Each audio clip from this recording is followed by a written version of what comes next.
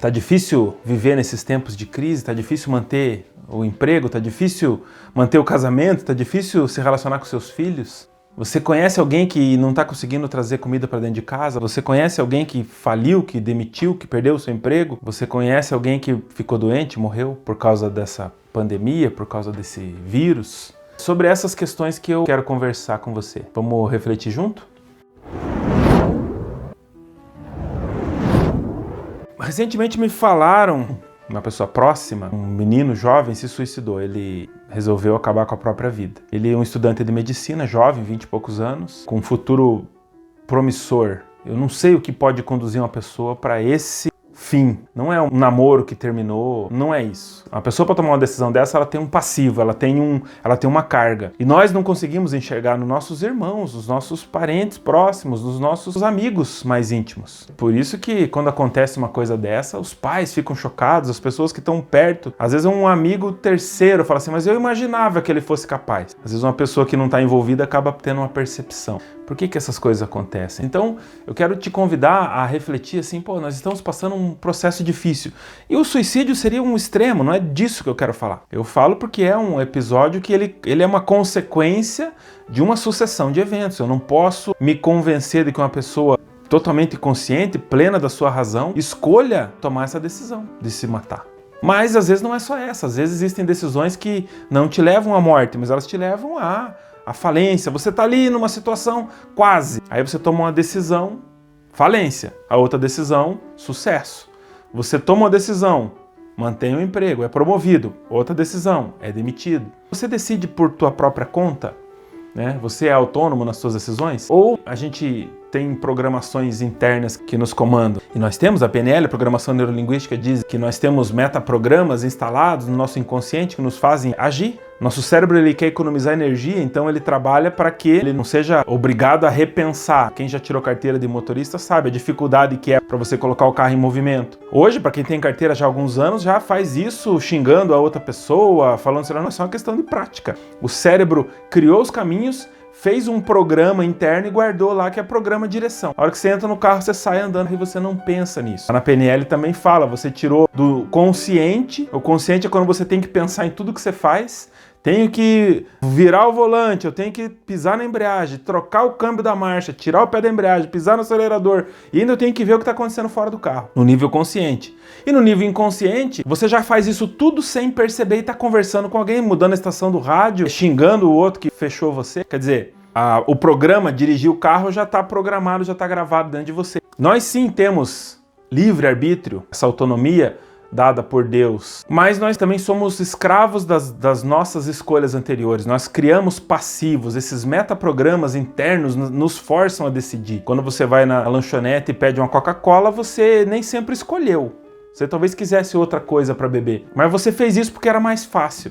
Já foi programado massivamente, às vezes de fora para dentro em você. E você vai lá e pede a Coca porque é mais econômico para o teu cérebro. Me dá uma Coca, para não pensar em que decidir. Então é por isso que nós temos esses passivos e nós temos que enfrentar esses pequenos esconderijos do nosso espírito se nós queremos seguir adiante. Nós temos que trabalhar isso para tomar decisões boas. O que é uma decisão boa? Eu falei agora em Deus e se você entende que Deus existe, se você entende que Deus te criou, você é criatura, Deus tem um plano para a tua vida e o plano dele é muito melhor do que o seu plano. É lógico. Então Deus, ao te criar, Ele colocou em você um potencial que você tem que desenvolver na sua vida para você atender o plano que Deus quis para você na sua vida.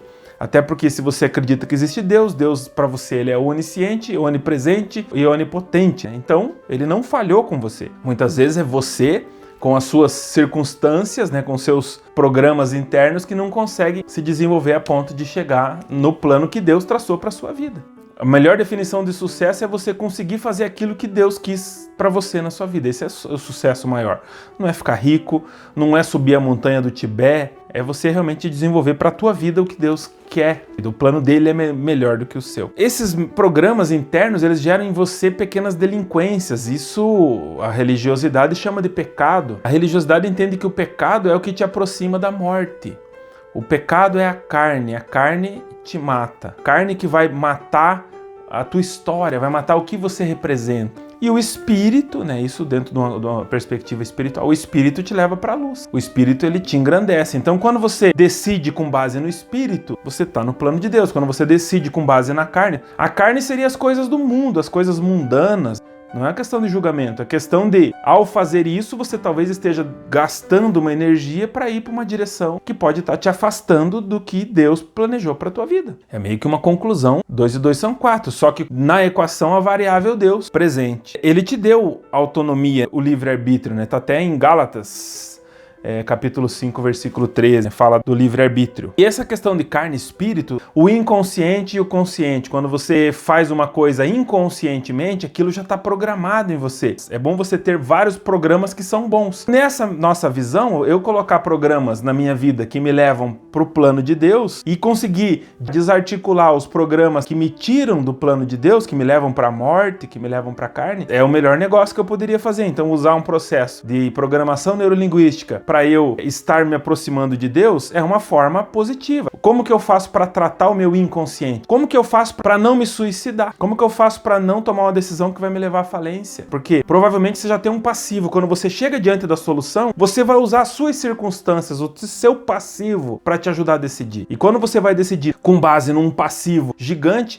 mas isso nunca deu problema. Esse porre que eu tomo no final de semana não me atrapalha. Essa pornografia que enche o meu celular não me atrapalha. Pode ser que realmente no seu caso específico não te atrapalhe, mas ao longo de 20, 30 anos isso não vai te atrapalhar? Isso não vai gerar em você um passivo? Você precisa disso para viver? É isso que Deus quer para tua vida? É isso que está no plano dele para você? Será? Eu não estou julgando o teu comportamento. Eu quero que você faça esse julgamento a respeito das suas circunstâncias, dos seus recônditos, dos seus cantinhos secretos que você carrega esses pequenos pecados, né? Vamos chamar assim. Existe um princípio religioso, é da conversão. Se você quer salvação, se converta. Mas isso é programação neurolinguística também. Se converta por quê? Porque você está caminhando aqui.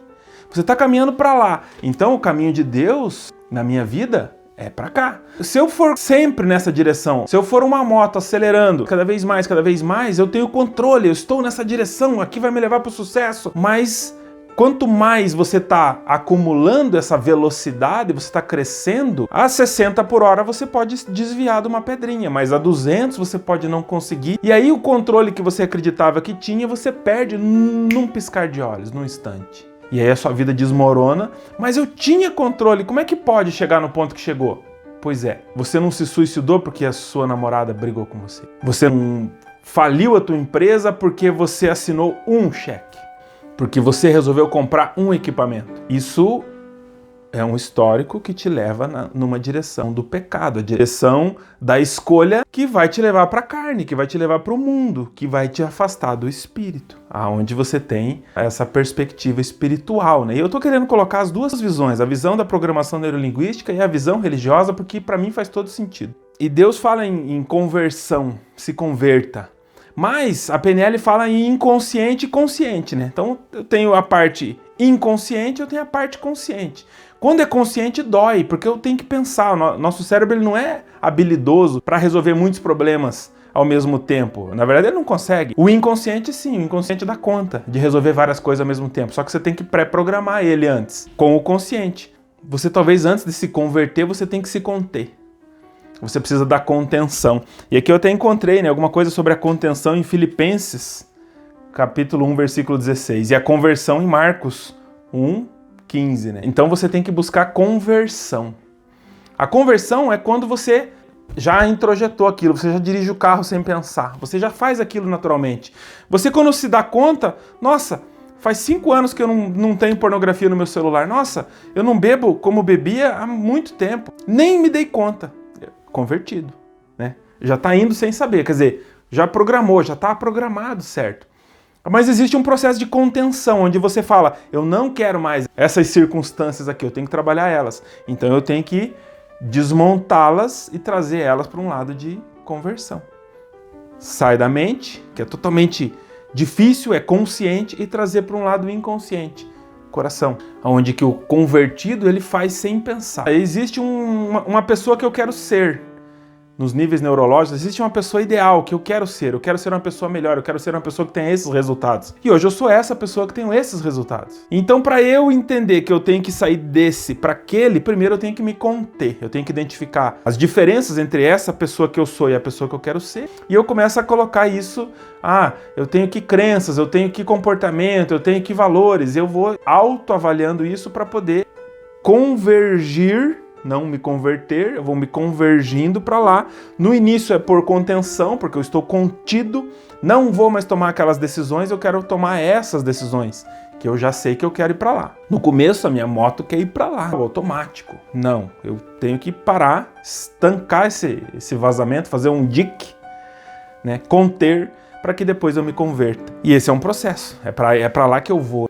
A Bíblia fala vigiai e orai. Porque essas circunstâncias, cada programa que eu estou programando em mim, que eu fiz isso automaticamente por muitos anos da minha vida, todos eles vão refletir no meu futuro. Então se eu estou pensando aqui neles, programas que vão me levar para um lugar. Então eu tenho que vigiá-los. O que esse programa faz? Daqui 10 anos essa programação vai me levar aonde? Eu quero começar a beber cervejas artesanais. Legal, um processo degustativo e tal. Mas você quer fazer o que com isso? Esse programa daqui 10 anos, ele vai te levar para onde? Vigiai. Você vai fazer esse pequeno comportamento? Eu vou me associar a um grupo aí que tá querendo lutar contra não sei quem. Isso vai te fazer bem? Hoje é legal, mas amanhã, depois da manhã, porque você vai fazer isso se tornar inconsciente. E quando inconsciente, ele vai você não tem mais controle sobre ele. Vira uma Coca-Cola que você vai pedir sem pensar. E você vai agir daquela forma sem pensar. Esses condicionamentos vão te levar para a bancarrota ou para o caminho da escuridão ou o caminho da luz. O que Deus quer da gente. Faça o meu plano, se converta. Às vezes você tem que passar por um processo inicial de contenção, mas você tem que ir para a conversão. E a segunda que Deus nos propõe é confessai. Primeiro vigiai, para que novos programas ruins não se instalem na minha vida. E o confessai, Deus usa confissão. Eu por muito tempo essa questão de confissão me assustou, eu ficava incomodado com a confissão. E tenho que confessar a vocês que eu não gostava de ter que contar para o padre os meus pecados, os meus metaprogramas sigilosos, secretos que só eu sabia, né? O confessar é como se você tirasse da escuridão. Vamos colocar em cima da mesa? Tá aqui, ó. Aí para isso você escolhe, porque só você com você mesmo já tá dando treta. Você já tá se enganando sozinho. Então você tem que enganar mais uma pessoa. Essa pessoa pode ser o padre, pode ser o pastor, pode ser... Claro que você não vai abrir para um estranho. Uma pessoa que não sabe que interesses ela tem sobre os seus metaprogramas. Mas uma pessoa da sua confiança, a sua esposa. Aí a Bíblia fala, né? Confessa para a vítima. Confessa para a pessoa que sofreu pelo seu pecado. Para a pessoa que sofre por você ser daquele jeito. Então confessar é tirar do escuro e colocar em cima da mesa. Sem você primeiro identificar todos esses programas que estão à sua volta, você não vai conseguir colocar eles em cima da mesa. Então identifica, coloca na mesa. Colocando na mesa, confessou. Confessar é uma atitude talvez a mais difícil de todas, é reconhecer. Então se eu faço um curso de programação neurolinguística, eu quero ser melhor. Se eu me converto, se eu sigo uma religião, eu quero ser uma pessoa melhor. Então se você é hoje igual que você foi ontem, você tá errado. Você tem que ser melhor, tirando de você os problemas. Porque já é muito, você não pode ser melhor, eu tenho melhores, eu quero ter mais habilidades. Mas e tirar o problema, né? Diz o pessoal que vende carro, por exemplo, que você ganha muito mais comprando bem do que vendendo. Você não consegue vender um carro num preço acima do mercado, mas você ganha teu lucro quando você compra um carro com valor abaixo do mercado. Não é só crescer, é se livrar da carga ruim. Você precisa olhar para dentro de você e isso você faz através da confissão. Tiago 5,16 fala, confessa. Confessa porque você tira da escuridão. E você se enxerga. Porque quando você fala para alguém, você se envergonha. E se envergonhar é um sentimento bom. Quando você sente vergonha, você sente que você precisa se conter para se converter. Através desse processo de se sentir mal com quem você é. Você é pecador. Você sabe que é. Todos nós somos. Então, ao se sentir mal com isso, você converge. Você vai na direção certa. Você se contém para depois se converter. Você começa a fazer conscientemente até que se torne inconsciente. Ao confessar, você arrepende. Vigiai, confessai, arrependei. Quando você arrepende, você analisa os seus programas internos e você fala, essa é a pessoa que eu sou, com esses programas internos. E essa aqui é a pessoa que eu quero ser, com esses programas internos. Eu não sou essa pessoa, eu sou essa. essa pessoa não estou contente com ela. Então eu tenho que analisar profundamente quem eu sou. Na confissão eu faço isso. E agora, arrepender. Porque você não quer mais ser essa pessoa. Você tem que falar, eu não quero mais isso, eu não quero mais isso, eu não quero mais isso. Eu não queria ser assim. Comece a se conter. Não adote os comportamentos que te levam para ser esse cara aqui. Você quer ser esse cara aqui. Então você precisa se arrepender. Aí você vai apagando essas questões do seu eu que não são compatíveis com esse eu novo que você quer ser. O pessoal da PNL aí sabe que nos níveis neurológicos é exatamente isso que eles fazem para se tornar uma pessoa melhor. Arrependei. Em Atos 3,19, o arrependimento também fala em conversão, exatamente. Eu estou me arrependendo, eu estou me convertendo. E como essas coisas fazem parte de um conhecimento maior. Deus nos colocou tudo isso pra gente saber como seguir a vida dele. Como eu vou decidir se a minha empresa vai ter sucesso ou vai falir? Se eu olho para os caminhos, se eu olho, Deus, qual é o teu plano pra minha vida? Se eu tenho intimidade com Deus, lá na primeira vigiai e orai, eu começo a me relacionar com Deus, eu tenho intimidade com Deus. E aí, com essa intimidade eu começo a fazer o que é certo. E aí eu vou levando a minha empresa, a minha família, as minhas decisões para um lugar de Deus, mesmo que eu esteja passando agora pela prova. Então, se agora eu estou vivendo um momento de quarentena, eu posso me suicidar, eu posso falir, eu posso demitir meus funcionários, eu posso ser demitido, eu posso virar um assaltante, porque não é justo que eu não possa comer, que eu tenho que ir roubar para comer. Mas é isso que Deus quer para você? Se você está dentro de uma prova, vamos lembrar lá, Jesus estava no deserto 40 dias, o diabo chegou para ele e falou assim, tá aqui, ó, você quer que eu transforme essas pedras em pão? Você tá com fome há 40 dias, toma aqui um pão. E Jesus não aceitou, porque ele falou assim, não é o que Deus quer para mim. Nesse momento ele quer que eu viva essa fome. É difícil essa análise, mas ele quer que eu passe pela quarentena? Ele quer. Porque no momento da prova é que ele vai entender como que é o seu coração. Enquanto eu também tenho essa capacidade de me olhar e falar assim, nossa, o meu coração tá melhor. E quando você tem o vigiar, o confessar e o arrependei, você tem o descansar, que tá em Mateus 26:45, Marcos 6:31. Isso é fé. É porque se eu tô passando essa dificuldade agora, eu tô fazendo exatamente aquilo que Deus quer de mim. Eu me mantenho, eu firmo meu pé, eu boto meu joelho em oração, eu me relaciono com Deus. Deus fala assim, estou feliz pelas suas escolhas. E eu falo de Deus, eu tô falando do seu inconsciente, do seu mini Deus que habita no seu inconsciente. É isso mesmo, eu estou fazendo certo, eu estou privilegiando a minha família, eu estou privilegiando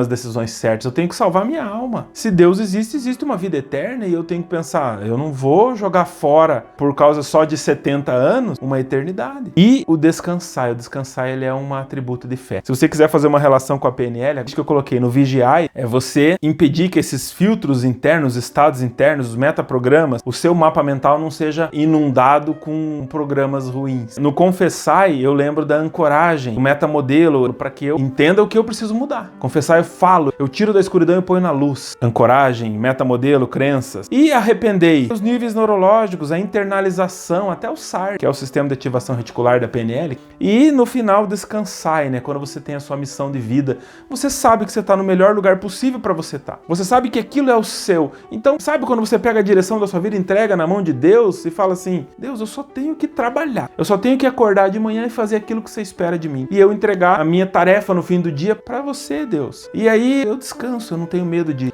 se eu morrer, eu posso morrer a carne, eu não posso morrer o espírito. Eu tenho que pensar assim, não tem problema coronavírus, não tem problema a minha empresa tá passando por dificuldade, não tem problema não ter tudo aquilo que eu queria comer, o problema é que eu não perca a minha essência nessa jornada. Nós estamos numa prova, imagina que isso é um vestibular, você tem que terminar essa prova no final. Aquele que fica nervoso, que rói o lápis, que vai no banheiro 80 vezes durante a prova, ele não tá enfrentando a prova, ele tá fugindo dela, e ele provavelmente não vai passar. Estamos nesse vestibular que é a vida, você tem sim autonomia, desde que você pense que a sua autonomia não é uma decisão de agora, a sua autonomia ela vem calcada em uma série de decisões, que elas vão te levar para o plano que não é seu, para você poder descansar.